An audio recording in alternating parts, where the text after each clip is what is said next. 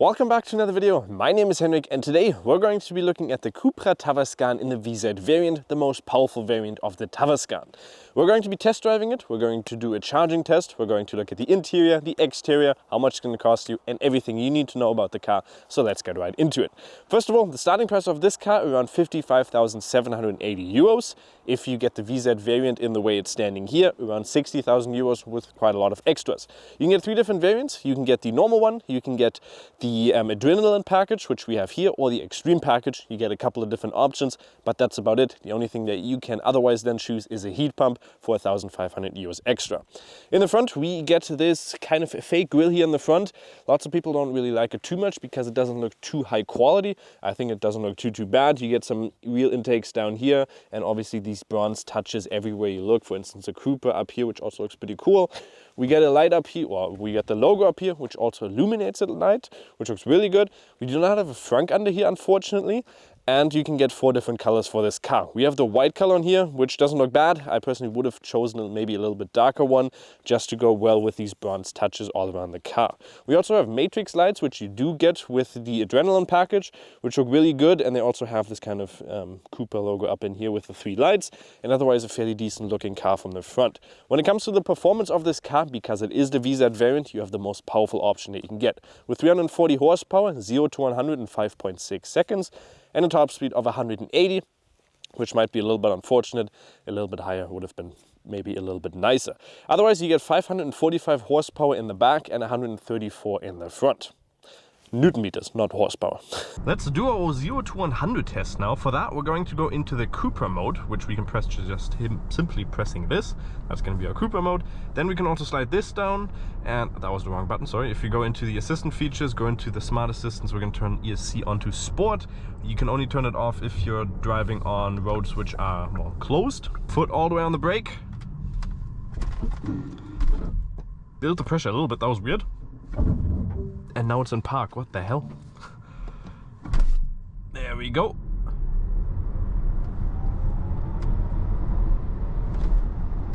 And we had 5.66. That was a little bit of an inclination and I don't know why it put it into park, and I think, no, it did keep it in Cupra, but that was a little bit weird. Let's try it one more time without going on the brake this time. That felt a little bit better. Yeah, a lot better. 5.34, so there we go. 5.6 is claimed, 5.34. A lot better. We did have a negative slope of, it claims 10%. That's definitely not correct. We only have, well, we don't have one bar, so take it with a grain of salt. But 4.36, I think you can do definitely better than the 5.6 because it does also feel a lot quicker. We do have winter tires on here, so maybe even a little bit lower when, or definitely a lot lower when you're driving with summer tires. The Cupra Tavascan is also the first EV from Cupra as a SUV coupe. So that is one other thing. It's also on the MEB platform and is produced in the China factory where also Volkswagen produces some of their electric cars.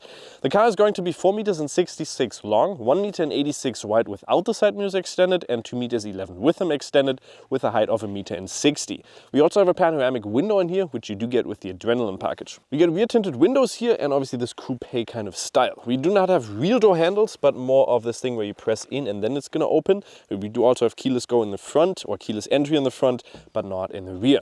Otherwise, we can get 20 or 21-inch rims. For the 20-inch rims, which you get standard-wise, you get a different design than we get on this one, which is the bronze kind of effect. And then for the 21 variants, you also get them in full black, which are also going to be more aerodynamic, apparently. We also have winter contact tires on here, which are going to be 255s in the front as well as in the rear. And that's about it for that. Otherwise, a fairly decent design here on the side. I kind of like the design. We also have this big black element down here and this sloping rear window. Otherwise, let's also look at the charging speed of this car now. You're going to be able to charge a car on the right side with obviously DC. AC, you can obviously also charge it if you want. The battery in here is an 82 kilowatts an hour battery. Net usage is going to be 77 of that. Max charging speed is 135 kilowatts. Claimed in the inside, or if you get the heat pump, you can also precondition the car manually, which is nice. But that's going to take you a little bit depending on how far you've driven. If the car was standing overnight, then it might take you a little bit. We did it this morning, and it said 51 minutes to completely preconditioning to the full speed. We in the inside it said around 90 kilowatts, which we were able to charge then at that speed. Let's look at what we actually got. We were charging from around 16% up to 80%, and it took us 33 minutes. Claim is around under 30 minutes. With obviously 400 volt architecture, and we were charging a total of 48.8 kilowatts an hour. And in that, we had an average speed of around 88.1 kilowatts, which is quite nice because if you look at the max charging speed, that was also at 99, which is also not bad, considering the car told us we can only go at around 90 or 88, something like that. And the nice thing is that it's a pretty constant curve. It's not something that just goes straight down. It doesn't go to a high peak and then completely falls off. So a constant is always better than a high peak because it allows you to just, be stable the whole time. So I think it's a fairly decent curve, under 30 minutes for the car. However, it's a fairly new car, and then you're only looking at around 135 of max speed. That might get outdated fairly quickly. One thing I gotta also quickly mention is that we do have the VZ standing here, so 340 horsepower, but with the VZ variant, we do get drum brakes in the back, which I'd expect at 60,000 not to get drum brakes in the back, especially for a VZ variant. Let's also quickly look at the key here, which is your typical Volkswagen key. Obviously, looks like it from the front, and in the back, we get the Cupra logo on there. Otherwise, fairly decent design here on the back with also the small lip up here and this full bar going through. It's not gonna do the animation now when I open the car. Let's see if it does it. It does not, but it starts illuminating here. We'll probably put a close-up on it. Fairly decent design here. I really do like this lip. A very big rear window here, and Cupra up here, as well as a little bit of a diffuser. You can tow up to 1.2 tons if you do decide to, which obviously isn't the most, but you still get a little bit. We have 540 liters in here. Sadly, I did not get a figure for the max liter there, or storage space when you flip over the rear seats. But you can see we do have a 40-60 split, but we do also have a little bit of a tunnel there, so we can flip it over to put some skis through there. Otherwise, we have a little bit of storage space down there where our charging cable is going to have to go, because we do not have a frunk, unfortunately. And then you can obviously close it electrically. And join me in the back seat here, where we actually have quite a good amount of space. I'm 1.80 m tall, or 5'11". The seat in front of me is adjusted to me as well. You can see here, lots of knee room. Also a good amount of foot room. Can't move them too much, but still I can move them fairly far forward. And the front is also nicely cushioned, so if you are a taller person, you can move your feet, your knees in there a little bit, which is always nice. The seats in here are also fairly comfortable. I do like this material that I have on here, with also small Cupra logos all the way through it. That looks pretty good, as well as on the side, which gets illuminated at night. That looks fairly decent. Obviously up here, a little bit of hard plastic, nice little door handle, very nice design on that. And then further down, you have a fairly decent material where you have your arm, and then obviously all the way on the bottom, you have hard plastic again. We do have a center console in here, where we do have two cup holders in here, as well as a tunnel where you can flip it over so you can put some skis through there, which is quite nice. Otherwise, the outermost seats also have heated seats function, as well as a climatization control in there, as well as two USB-Cs on the bottom, which is nice. Up here on both sides, you also get your light, as well as a panoramic window, which just opens the inside a little bit more. In general, a very nice and comfortable seating position in the back here with a lot of space. And welcome in the inside of the Cupra Tavascan VZ. We have three different options, like I already mentioned. We can get the standard, then we can get the adrenaline package, which we have, and then we get these nice bucket seats in this blue color. If you opt for the extreme package as well, you will get these Cupra kind of like cup seats, so they're even more sporty. Don't really know if you need them in here. These are also very comfortable and have this like micro faser, like Dynamica kind of style in there, which feels really good. Otherwise, the design on the inside is also a little bit extravagant. For instance, we have this kind of like skeleton design here, which almost looks like a spaceship. Out of plastic, however, not the best quality here. We get this big infotainment display, which does look good. Also with all the new kind of like Volkswagen updates, or the updates for the infotainment system. It works nice, Apple CarPlay, Android Auto. You can see here if I scroll through, it is very responsive. Navigation obviously also works fairly nice in here, so you can scroll out. But you will need to get that was also one thing here, for instance. It shows you the range you get. With that balloon, also really nice because you can zoom in and you can see like every little detail of where you theoretically get, but we'll talk about the consumption here in a second. The other thing that you get in here is, like I said, fairly good design here with this Cupra kind of typical copper or bronze design. plastic down there. Otherwise on the side also a nice little design. Good door handle, and down here also good design with ambient lighting in there, which looks really good because it has like a backlit design to it. In the center, otherwise, we got 2 USB-Cs down here, inductive loading space, a little bit of storage space here. We also get space down here with a very big center console, so you can actually put your arms quite a long way through it. Otherwise, we get the typical Cupra design on the steering wheel. Looks really good, apart from the touch-sensitive buttons. I mean, they look good, but they just don't feel great because touch responsives are just not my thing. Otherwise, 2 buttons here for Cupra and also your different drive modes. A little bit of a digital cockpit here, as well as if you get the Adrenaline package, you'll get the augmented reality heads-up display. Otherwise, let's go into the, well, let's press on the brake and then it's going to start up the car. If we go into the reversing view with the Adrenaline package, we also get the top view camera, which is the 360-degree camera. And you can see quality really isn't that great. We can look here on the side, for instance, look at our rims, look at the front rear. But if we, for instance, back up just a little bit, you can see it does lag, and it's like a 480p design. It really is not great. For a 60,000 euros car, you would expect a little bit better. It's like 20 FPS and also 480p, not the greatest. Otherwise, obviously electric cars, you will not hear much noise. What we're going to do straight away is, because we have a little bit of different, more interesting design, interesting roads here, we're going to quickly go into the Cupra mode by just simply pressing on here. We can also press on the left, go through all of them, which is individual, traction, range. We can also go up here, look at them. Performance, Cupra, individual, traction. If you go into the performance, not in the performance, if you go into the individual, we can also go up here and we can see we do have the DCC chassis control in here. So you can go between Cupra and comfort and performance. We have an all-wheel drive system, which we can also change between comfort and performance to just get a little bit more power distribution, and other stuff you can change. If you then go into the Cupra mode, for instance, that's going to go all towards the sportiest settings.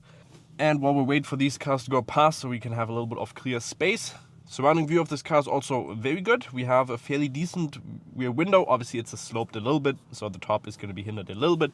But otherwise, you get a small little window between there, so the C-pillar might be a little bit big, but still completely fine, with also the top view camera, full 360-degree camera, so you get a good amount of assistant features in there, so you're not going to have a problem moving around the city.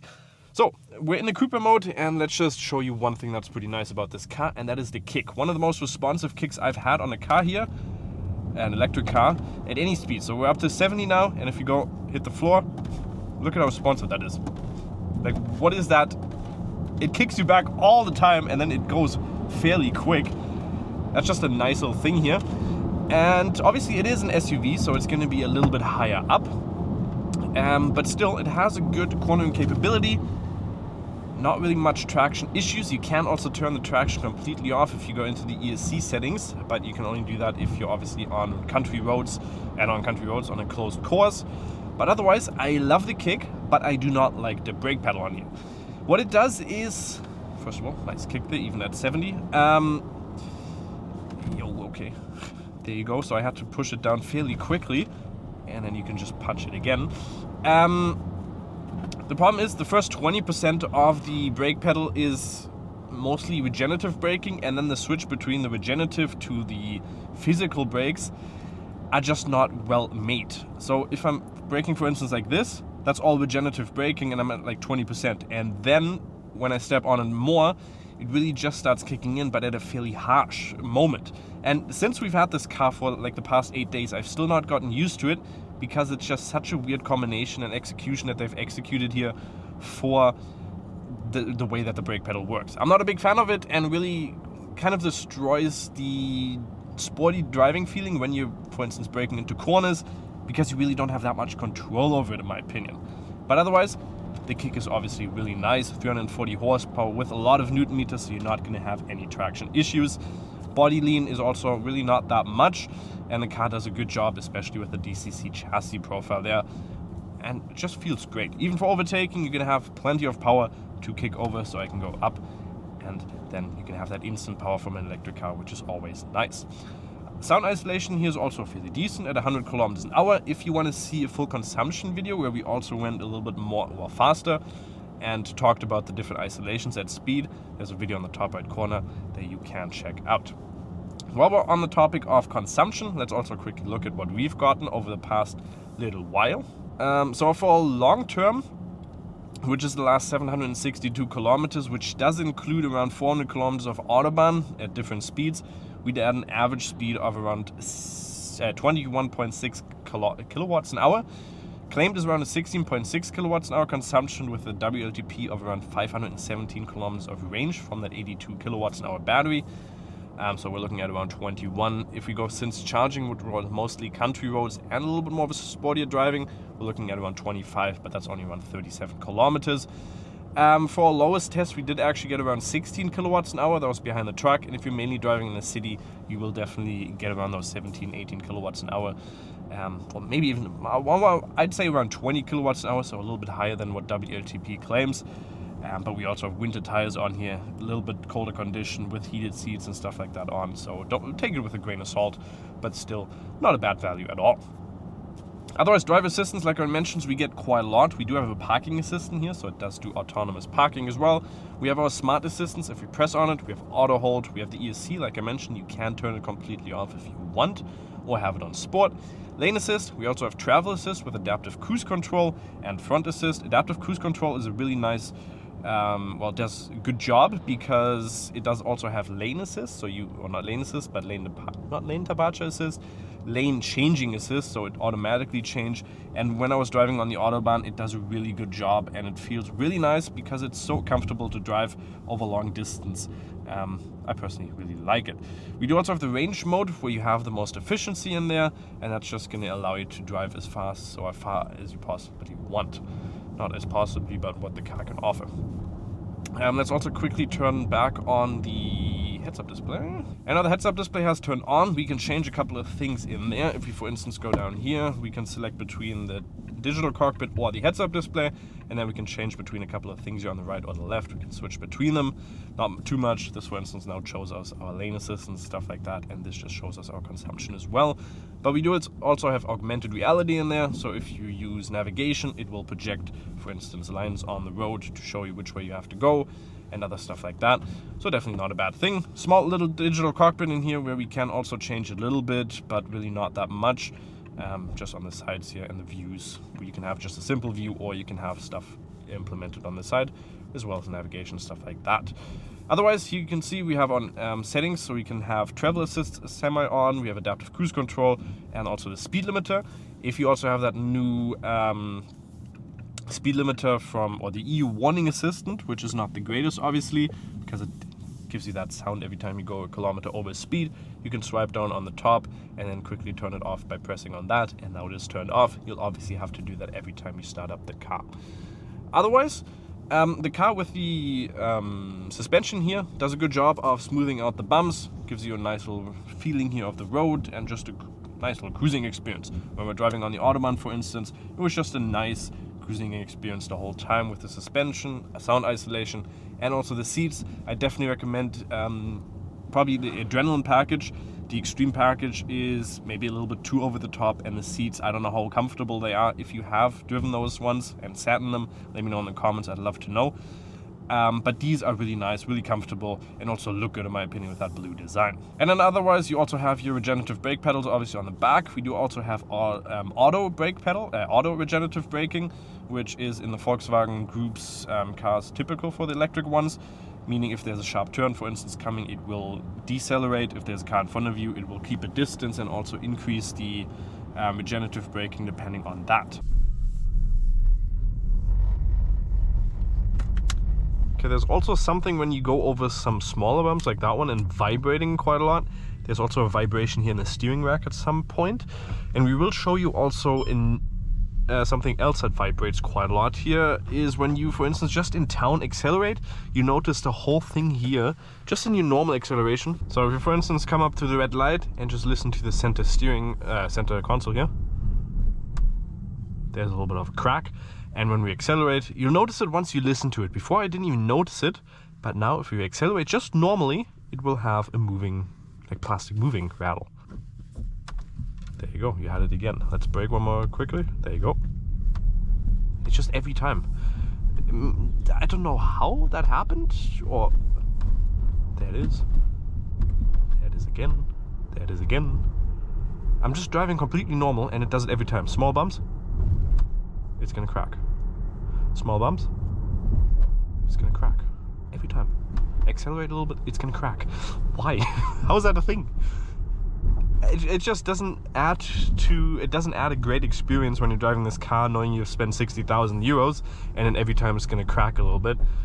But that's just a small thing that I notice, and you only notice it once you listen to it. So if you've watched this video, you'll probably never not notice it again. So what is my final verdict on the Cupra Tavascan in the VZ variant? Well, it's a very fun car to drive, especially with that very responsive throttle input.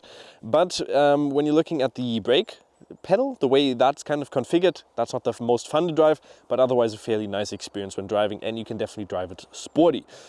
Design-wise, it's definitely something out there. It's maybe a smaller niche because not everybody's going to like it. Maybe more people like the ID.4 or the ID.5 when it comes to the back there, the part. Or the ID.5 obviously has a sloped roof as well. So it really depends on if you like the Cupra more or the ID.5 or ID.4. I kind of like the design, but again, it's up to everyone's personal preference. Price might be a little bit high, but they have reduced it from around 66,000 previously for the model that's standing here down to 60 now. And the main thing that is my critique point is the charging speed at 135 for a car that has only recently come out, so around half a year ago. To offer 135 as the max charging speed, it might be outdated fairly quickly. But otherwise, I think it's a fairly fun car to drive. And hopefully you guys did enjoy the video as well. So make sure to like, subscribe, let me know in the comments what you think of it, and we'll see you next time. Bye-bye.